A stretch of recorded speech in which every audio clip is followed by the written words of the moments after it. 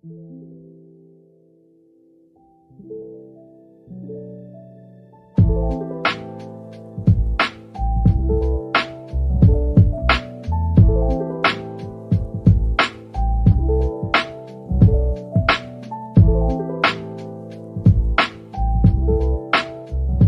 everybody and welcome back to another video. We start our journey today here in Madrid and this is January 1st, 2020, the first day of the decade, and this is an awesome way to start the year. Today I will be flying the Iberia A340-600 from here in Madrid back to London Heathrow. Iberia, as well as most other international airlines, depart from Terminal 4, and so this is where I would be dropped off by my taxi. Personally, I really like the architecture of Terminal 4. It's unique and to me it feels very Spanish, with the yellow painted metal contrasting with the curved wooden design. As Iberia has a hub here at Madrid, I didn't have to walk very far to find the Iberia check-in. I did have some trouble checking in as the machine would only accept Spanish passports, so in the end I had to do it the old-fashioned way and walk up to a manned desk. After that, however, I headed through security and down some escalators to the train that will take me to Terminal 4S. Now luckily I am only 17 and able-bodied as well, so getting to the satellite terminal was no problem, but if you are either older or have trouble walking, then I have some bad news for you. This is not going to be easy. The basic layout is the same as a lot of other airports, but here in Madrid you have to travel through a whopping 9 escalators and travel on a train that takes 5 minutes. Now 5 minutes doesn't seem like a long time, but in comparison the Heathrow Terminal 5 train only takes around 30 seconds.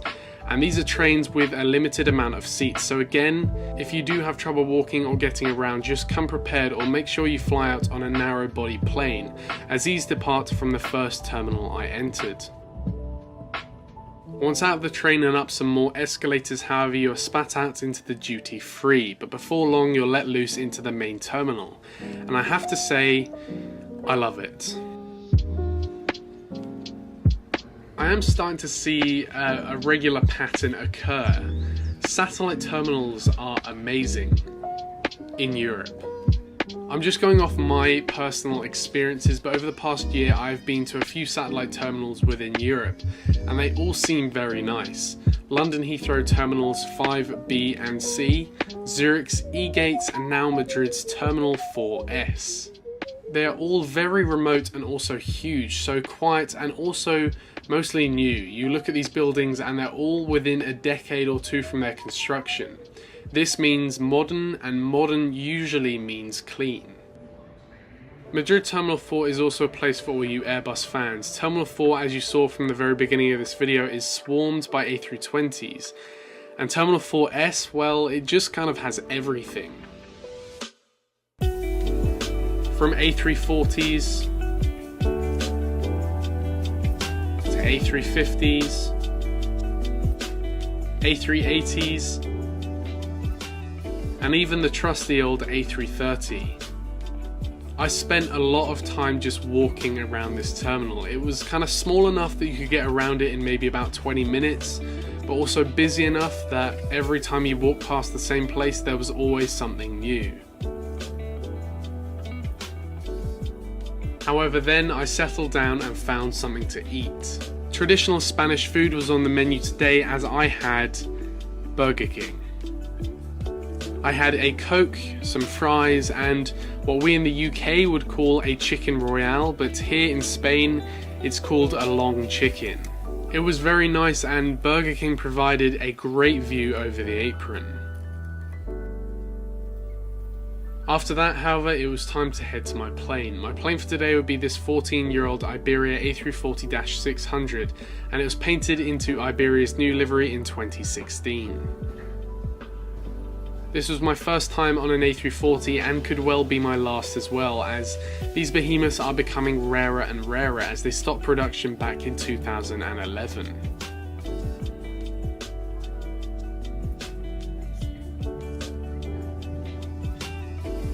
My seat for today would be 41L, and this seat featured an IFE screen, a USB port, a tray table, a seat back pocket, and not a whole lot of legroom. I have to be honest, I was expecting there to be just a little bit more room on board this plane, but sadly I was proven wrong.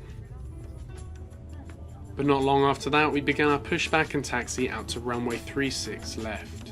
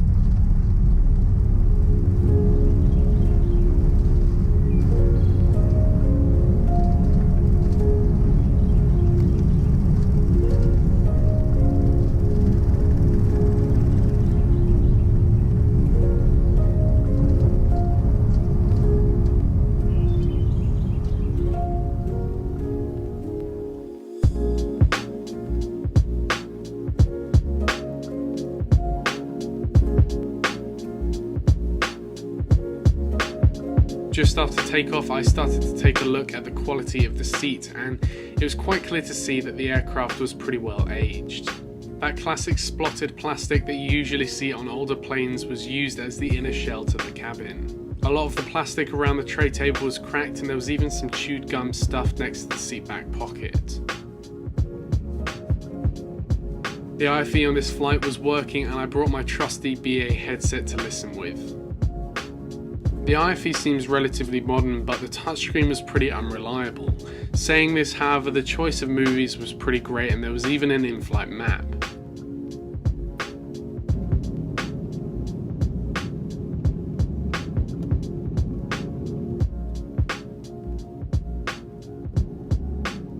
After leaving the coast of Spain, the crew came around the cabin, and sadly no complimentary beverage on this flight as well. I had to pay for this, but I did go for a Coke, and it's only a little touch, but Iberia do also give you a lemon in your glass.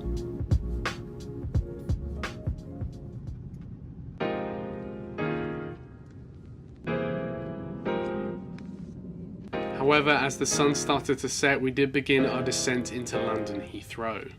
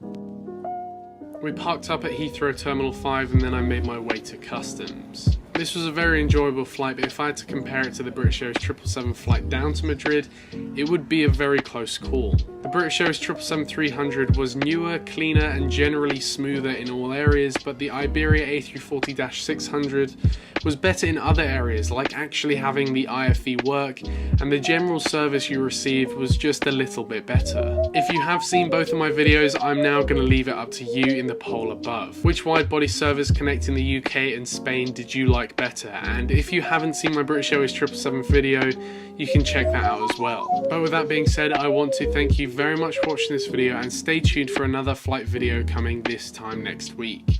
But apart from that, as I said, I want to thank you very much for watching this video, and I will see you in the next video. Bye.